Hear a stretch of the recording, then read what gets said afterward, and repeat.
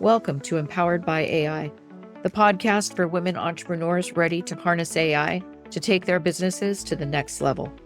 I'm your host, Michelle Muncie Silva, founder of Innovative AI Studios. You may have left corporate life to start this entrepreneurial journey, but you don't have to go it alone.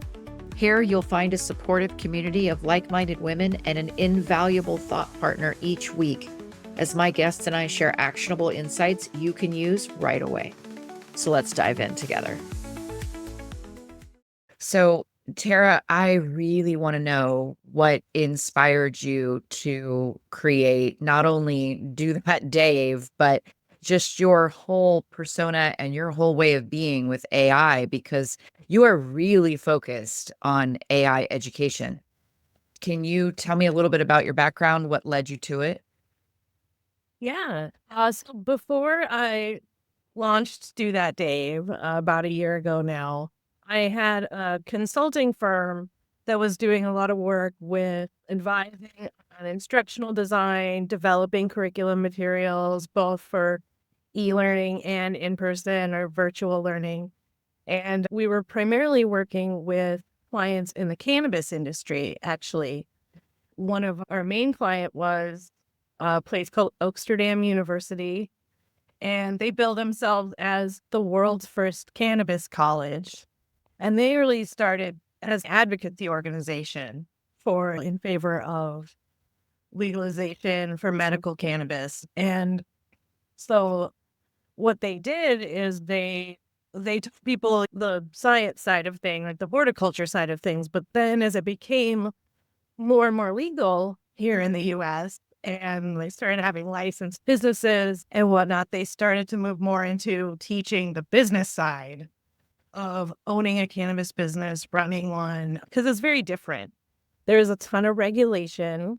And also, it was just a totally new emerging field that people didn't really know a lot about. So there was this huge need for education, which kind of sounds really familiar. I feel like that's where we're at right now with AI.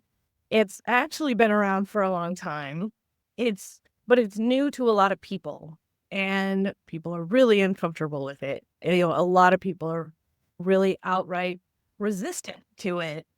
And I think part of it is because of the way it's being presented to people right now. I feel like big tech is really focused on they're not bringing people along for the ride, they're dragging people along behind them, as they tend to do. I think in the big tech world, move fast, break stuff. That's their whole motto, right? But there's a real need here because this tool it is unlike any other I think we've seen in our lifetime, just in how accessible it is. Anyone really can use these tools. If you can have a conversation, if you can ask a question, you can use AI. But if you want to use it effectively and responsibly, you need to know a little bit more. And so that's really what inspired me to launch Do That Dave. Really just making a space where people can learn how these tools work and what they can actually do, and more importantly, what they can't do, I think is something that I wasn't seeing a lot of at the time. At least for beginners, for people who really hadn't used the tool. It seems like everyone really people who are teaching about AI and training people how to use AI, they're really getting pretty far ahead of their audiences, I think, in a lot of respects. It's because that's what they're interested in. The latest, greatest new thing. They're really excited about it. They want to share it. They want to teach it. But there's still this need to introduce people to it. Mm. It's not true. Like I'm guilty, of course, of being inside the AI bubble where we believe that everybody uses AI all the time for everything. Yep. Simply not true, even here in the US, but especially globally. And there's a lot of parts of the world at the very beginning Mhm. of this journey that we're on. And I want to help them discover this tool and explore what it can do, but teach them the fundamentals in an approachable way. So you Yeah. don't have to be technical to get it. Yeah, and I'm really curious. Do That Dave is a pretty unique name. So I'm assuming there's a story behind, and I want to know a little bit about that story and then how you see it empowering professionals and entrepreneurs, as you said, with no technical background. Yeah, it's funny I think about half the people ask me about the name and the other half just really don't want to get into it. So I'm glad you asked. I need to know. It's a reference to 2001: A Space Odyssey, which of course is a great film by Stanley Kubrick that was adapted from a novel by Arthur C. Clarke. And the story is that this part of the story is that there's this crew of astronauts. They're traveling through space on a ship that's captive. It's run by artificial intelligence. There's a computer named HAL 9000. And they're out there on their mission of exploration, and all of a sudden, HAL 9000 goes rogue. That's the classic horror story trope of AI, right? Yeah. AI starts killing the crew, who wants to kill everybody on it, and has been mostly successful in doing so. And finally gets down to the last crew member, and he's stuck outside the spaceship trying to get back in to shut down Hal. And he says, "Open the pod bay doors, Hal." And Hal responds, I'm afraid I can't do that, Dave. That astronaut's name. Oh, that's a long for a very short name, but really, I love that film, and I feel like I'm named my company after it in all due respect, because really the theme of that movie is, I honestly, the themes of that movie are too much for this company. That's go away from it. Is people don't actually have to be afraid of these tools if they know how they work and what they're doing, and if they can stay in control of them. So instead of, I can't do that, Dave, it's, yes, you can do that, Dave. I love it. Stay inside the spaceship, though. Or stay in Yeah. control of your AI tools, and hopefully we can continue to do that. But they do keep getting smarter and smarter every day. But I do like that message, is that if you are taking smaller bites, manageable chunks, you're going to be able to control your usage, right? I think that's a little bit more aligned in that you're controlling your access to it and customizing it to what you need. So I appreciate that. That's a really cool story. I like it. Oh, well, thanks. So in light of that customization, your platform offers self-paced missions, right? And we're gonna stay with this. I love this, right? It's AI training, but it's these smaller chunks, these self-paced missions, if you will. Can you explain how those are designed and the benefits of that approach? Yeah, it's really, we designed them because I was out there seeing education in this space being a lot of very one-way communications. It's a lot of video lectures, webinars, sitting down where people are passive and passively absorbing the information instead of actually walking through how to use them Mm. and actually do something with them. So the name also has a little bit of a double meaning here, in that all of our curriculum, it revolves around getting people to do things with AI, not just read about it, hear about it. There's I think the classic line right now is to tell people to just play around with it. Mm-hmm. Well, if they're trying to learn a new AI tool or learn how to use it, that's the advice they'll get from a lot of people. Yeah, I've had CEOs of AI companies when I asked them point blank, do you have an example of a project I could do that would show me the capabilities of your tool? And they just say, just play around with it. And that's great for early adopters and people who are inclined to learn that way, but not everybody does. Not everybody's going to be able to sit down in front of a blank screen and see that blinking cursor on the chatbot and be able to think of something that they could even try. I think there's a lot of folks who just treating it like it's a magic 8 ball. Like, it's going to question and shake it up. And then they get the answer and they're like, well, that was cool, but what now?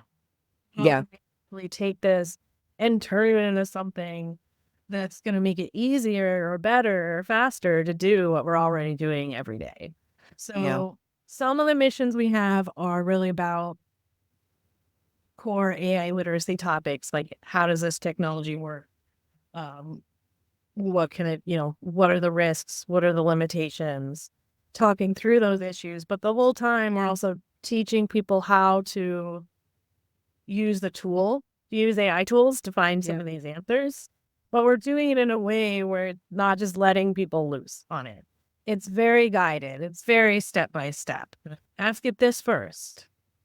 And then when you get that answer, ask it this next. And it seems like such a simple way of teaching people, but I think you'd be surprised how just because it comes naturally to some of us to have that dialogue, like iterative prompting and build on the answers you're getting and be skeptical and be dubious, that's still a skill and it takes practice to get there. So that's what we try to offer with every one of our, we do call them missions. Mm-hmm. We're leading into the space theme a little bit. No, of course. And you actually have an offering called Future Product Playground. And tell me about that and how it helps people understand and apply. Yeah, that's my favorite course. Oh, I love it. Future Product Playground. And it is maybe geared for a little more toward more advanced users, intermediate users who do have some kind of basic experience with prompting an AI model.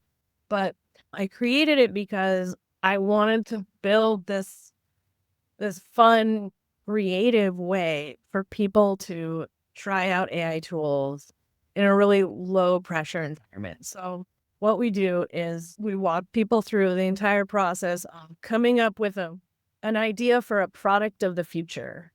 Something that might come out 10 years from now, 50 years from now, or even 100 years from now.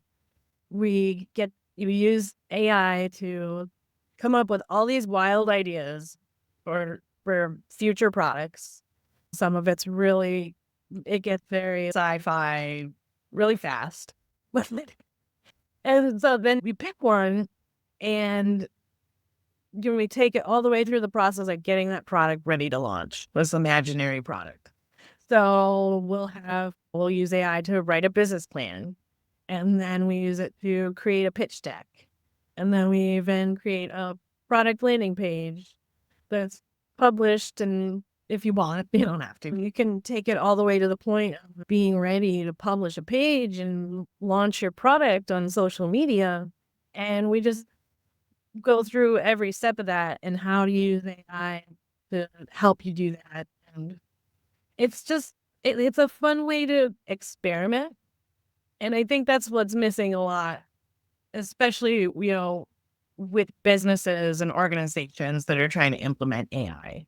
Mm-hmm. They really want to get right to the return on investment really fast on AI tools and prove that they're worth the money and not taking the time to give people the space and the support they need to experiment, try things out, get used to it. All the things that ideally is going to help people find their way and actually be excited about using these tools instead of just feeling like another chore. Yeah, and what a fun way to do it. Yeah, we've come up with I've gone through it several times now. I find it fascinating. And the things that some of our students have come up with are just so imaginative. And it's just amazing to see how fast you can get, how far you can get, and how fast. Yeah. None of it's perfect, of course, and that's not really what we're going for. It's not, okay, let's write a business plan and now let's really work on it for a while. No, we did a business plan. That was cool. You see how that worked. Let's move on to the next thing and the next thing and the next thing. Nothing, because we're not doing it for real. It doesn't have to be perfect, so there's no pressure. But that low stakes is where you begin to work out the kinks, right? That's because AI often feels so intimidating. It's, oh, the company has a new tool that I need to use, or I have this new tool that I need to use. That's a ton of pressure because I need to use this and I need to be already perfect at it because I need to see a return. Whereas you're flipping it on its head and removing the intimidation by introducing this productive play, but it's not frivolous in any way, shape, or form, because they might actually be moving forward with product development. But what a blessing to have it be low stakes as you play around with it. Yeah, I hope so. That's definitely the environment we're trying to go for, is just play around with it and also be creative. I think there's a big rush towards like automation too, and trying to increase efficiency or boost productivity with these AI tools. And of course they can do that. But if you focus too hard on that, you miss these opportunities to actually imagine things that you didn't really think were possible. You do things that you didn't never even imagined before. And how do you, as a platform, kind of boost the inclusivity, accessibility? Because we do have people from varied backgrounds as they're walking into this. We have people, particularly for underserved communities, which I know you're familiar with, individuals from all different levels of experience. How do you help support that diversity? I think number one is always just have to assume that your learners are coming in with nothing. And actually, that's the best sometimes if they don't come in with any preconceived notions or biases or anything like that. But really, you can't take anything for granted in terms of the skill sets that they're bringing in, the knowledge they're bringing in, and just really focus on explaining everything and keeping it simple. I think there's some tendency right now that, AI and training space to make things seem really complicated, because then it seems like it's the real value to buy education in that. So they come up with these big prompting frameworks and all these prompt engineering, make sound fancy type tips and techniques, when really it doesn't have to be that way. It can. And there are certain, of course, applications where you need to do prompt engineering. If you're making agents, automated systems, you really got to think through everything in that prompt, like that you're feeding to the AI, and have it be control.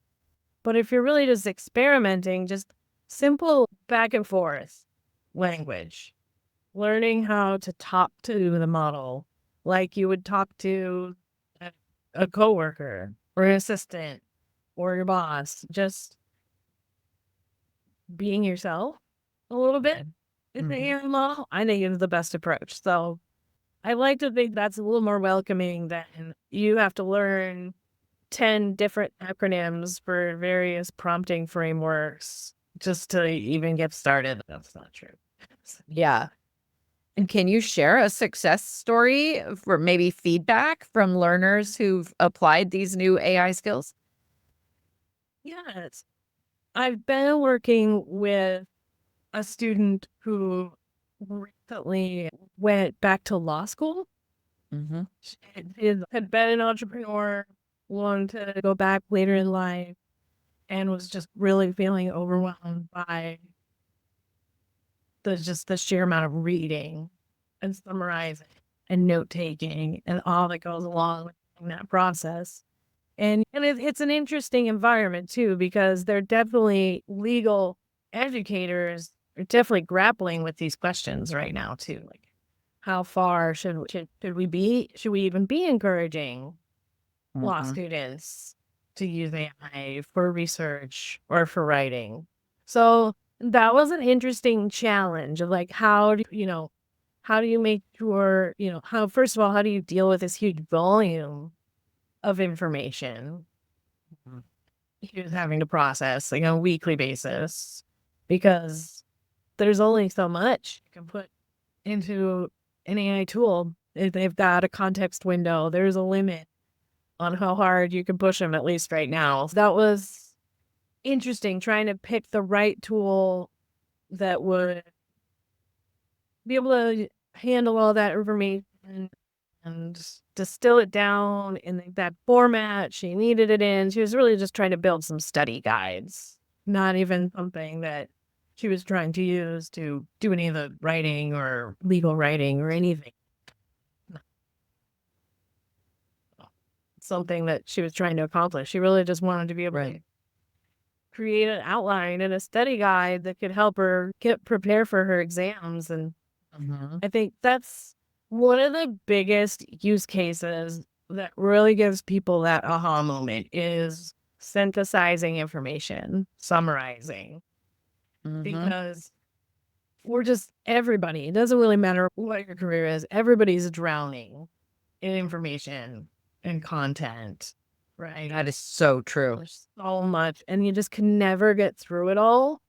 And so I think that's really when you see, oh, I really want to read this latest report from McKinsey, but it's 200 pages. I'm never going to get to it.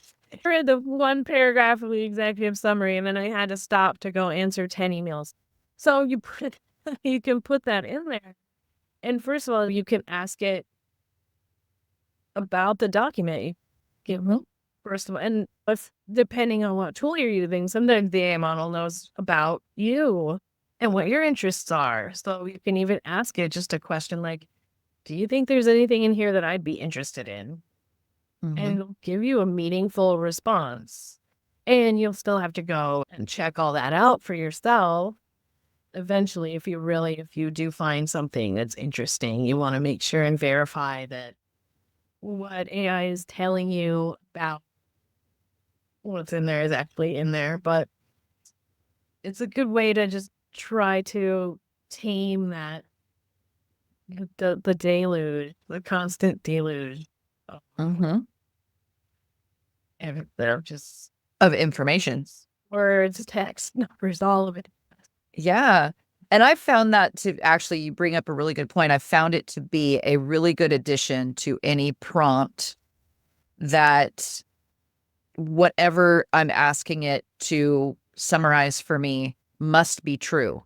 And while I don't want it to quote necessarily the reading that I've attached, I should be able to find what they're telling me in the reading. Because, and I say they so loosely, I've anthropomorphized it, but it's a people pleaser first and foremost, right? So adding that qualifying parameter, like I want this to be true, that should trump your desire to make me happy and give me what you think I want, because I need this to be accurate. So I have actually started including that anytime I'm asking it to summarize something or condense this into a manageable chunk. It's like I have to add that parameter, because I remember somebody telling me it just wants to make you happy. That's its first and foremost goal, is to make you satisfied with a response. And so that's not what I want from it at all. I don't want it to make me happy in this moment. I want it to accurately satisfy my request. So yeah, once I realized I had to add that to the prompt, it's like my go-to thing, right? Please be true. It is. And also too, so another good one to add that I like to put in my prompts is it's okay to be harsh in your criticism. It's okay to be critical of what I'm saying and giving it so because it does want to please you. It doesn't. If you give it a piece of writing that you dropped in, what do you think? It's gonna, if you don't tell it anything else, it's gonna say, "This is wonderful," and it's gonna do more of a compliment sandwich. Oh, this is wonderful. Here's a few things that you need to work on, and then another compliment. But really great job anyway. No, you go ahead and be a really harsh critic. Actually, it's funny. I wrote just for fun, of course, because why not? I wrote a screenplay. I used it to help me with a lot of that, which I know is a big no, but I'm not. And don't worry, I'm not gonna ever have this film made in anything. I was just experimenting, but so I gave it a copy of the final draft, and I asked ChatGPT to give me a coverage. So that's actually like a thing they do in Hollywood where they get assigned numbers to a 1 to 10 scale on very different points like plot, story, character development, this, that, and the other thing. And so I fed to ChatGPT the first time, and gosh, based on this coverage, it looks like I've got a blockbuster on my hands. I'm sorry. Oh, sure. That's my ticket out here. 7, 8, 9 on character development. This is incredible. Nicholas Page will. I know. It's like Scorsese will direct. But then I asked it again. I gave it to it again. And I was like, okay, now be a harsh critic. And boy, did my numbers plummet. What Interesting. way down into, and it was pretty. And then the thing is, like everything that it is critical about went through each point. I'm like, yep, the story does drag through the middle there. Yep, this character is one-dimensional. Yep, this is like everything it was saying was spot on, but I had to ask it to do that. Yeah. But there are some tools that are better than others, and that'll have a lot to do with the internal settings, things like temperature and weights, all that real techie stuff that I know about, but really in terms of how free the model is to be creative versus how free how more inclined to accuracy in its responses. I think definitely like the new tools coming out from Google, the ones that are really focused on research, they've got the temperature turned way down because they're trying to avoid as many hallucinations as possible. But hallucinations is part of the design of generative AI. It is a bug, but it's really a feature because that's what allows this ability to hallucinate is what allows generative AI to come up with novel responses. If it were all programmed down to the exact steps and the exact logic and it had a predetermined answer, that's not generative AI, that's just programming. That's just software if you know what the outcome is going to be exactly. So the fact that it can hallucinate, as we call it, or come up with pick answers that aren't as probable as some others it's really part of what makes, it's not magic, but that's what kind of makes the magic those other things. But you can't write it out altogether either.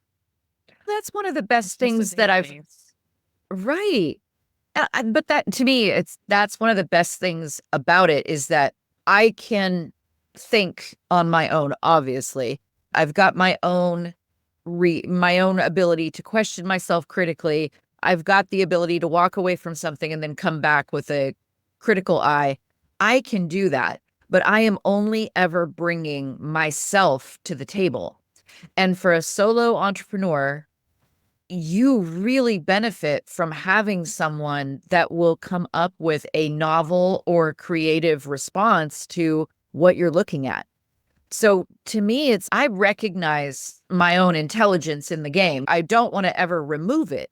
But at the same time, I want that novel response because I wouldn't have thought of it, obviously. It's what makes it novel, right? I'm not going to be bringing the same data set to the table. I couldn't possibly. I don't have the kind of exposure that an AI tool like ChatGPT has had.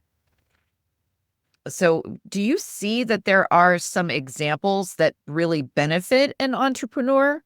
Some tasks that your courses might help them to streamline or enhance? Yeah, I think like what you're getting at, you want a different voice Mm-hmm. that as an entrepreneur.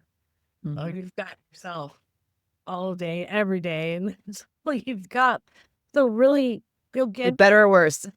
yes, what you can really a really great use case for entrepreneurs with AI is help with advice and decision making. I use it for decision making personally quite a lot because yeah, when you're just one person or even if you've got a small team, you just it's hard to decide. Like decisions at least for me, I know maybe some people can just roll right up and just be really confident that they made the right choice every time, but I feel like that's pretty rare. So having that other second opinion is so helpful. Advice is it it avoids the problems that are associated with things like hallucinations because, you know, advice is something you always have to take with a grain of salt anyway.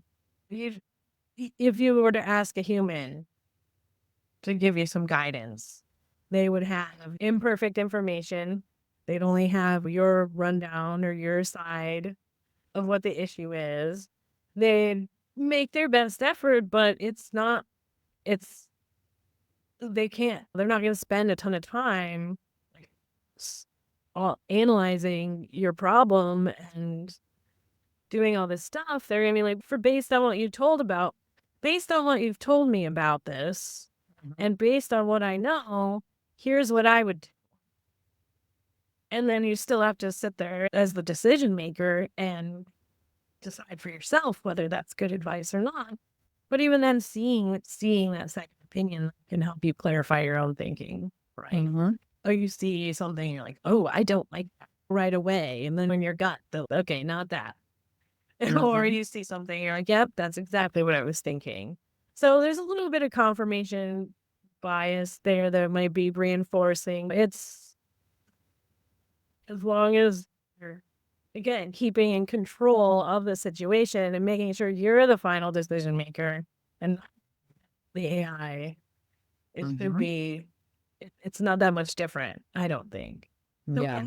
I actually do have one of our mini courses is about business decisions called Make Business Decisions.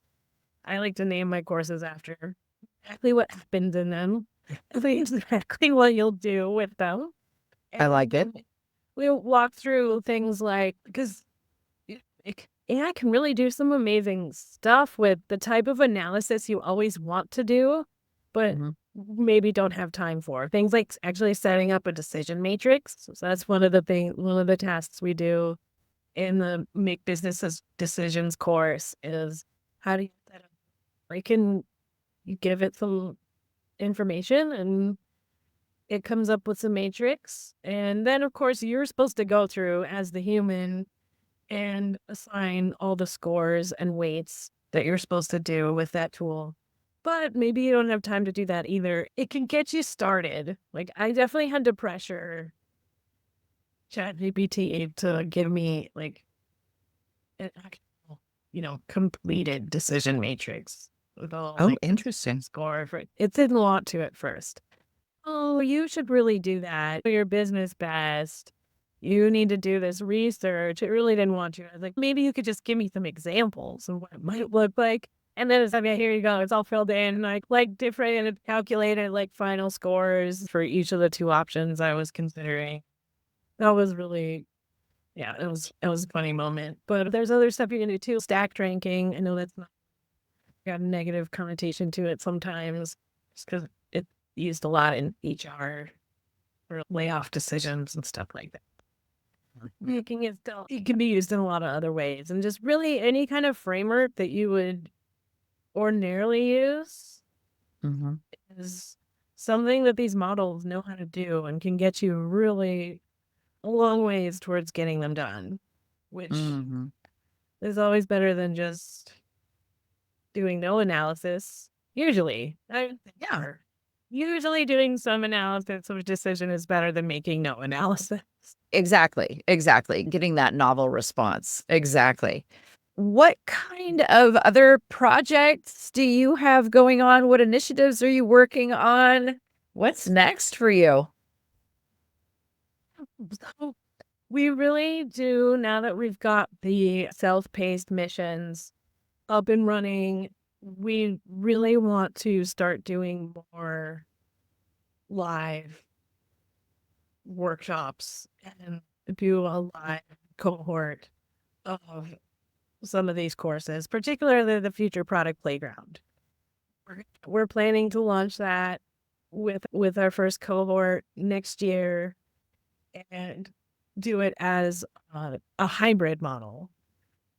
The learner spends some time doing the self-paced coursework that's in the Future Product Playground mission, but then they come to the workshop and meet with their peers to go over what they've done and talk about it and talk about what went well for them, what didn't go well for them, how it might apply to what they're really doing.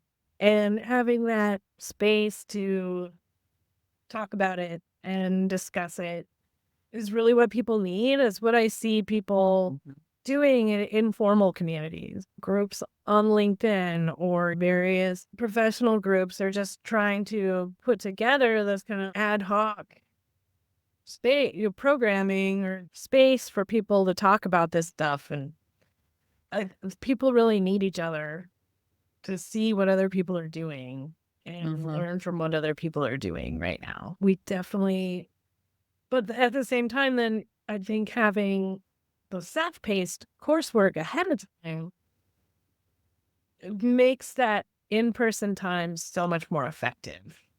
It's really hard to get people together, even online, even on Zoom. It's hard to get a group of people to convene because everybody's got busy schedules. Everybody's got so much going on. So you really want to make the most of that time when you do get people together. You don't want to spend a lot of time going over the basics. Doing stuff could have been, it's a meeting, but it could have been an email type stuff where you can print at a time and come to the workshop already with things to, you've got a common language, common definitions, an work output you can share and compare, and just not be spending that time on stuff. It's not the best use of in-person time. So Yeah. and I think there's actually there's a new trend in higher ed too that I've heard about.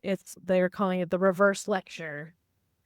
You actually, the professors will record their lecture and students watch it before class, and then they come in and they're ready to do a discussion or to break out into groups and do some writing exercises or thinking thought exercises or practical type experiences, instead of just, we could have, if all we're going to do is listen to this lecture, we could have done that before we got here and then been ready to just dive right in. So I think that's the best approach in my experience. Building educational programs is always what I recommend. And I think especially too for businesses and organizations who are looking to train their workforce, I think you definitely don't want to be wasting any in-person classroom time on the basics, because it's expensive and it's just Right. Show up ready to go. You're ready. When it's time for the in-person workshop, you be ready. That makes sense. Tara, if somebody wants to connect with you, where are they going to go? Are we going to just go to Do That Dave and connect with you that way? Yeah, dothatdave.com is where you can find all of our self-paced courses. And you can contact me on LinkedIn, Tara Bonhorst. I'm the only one on LinkedIn. And if there is anybody who's interested in joining one of the live cohorts, I definitely love to hear from them personally. Really would be really excited to have a wide mix of people come and join and be part of that experience. Yeah. That does sound like it's going to be amazing. I agree with you. I think community is huge. And if you can build that through people going through a shared experience, then it's absolutely priceless. I'm so excited. Thank you so much for joining. Thank you for having me. That was so fun. Thank you for tuning in to Empowered by AI. If today's episode sparked ideas, don't wait. Follow the link in the show notes to visit innovativeaistudio.com and download your free resource, created to help you put today's insights into practice. Be sure to subscribe so you don't miss out on future episodes packed with more tips, tools, and inspiring stories. Until next time, stay empowered and keep innovating.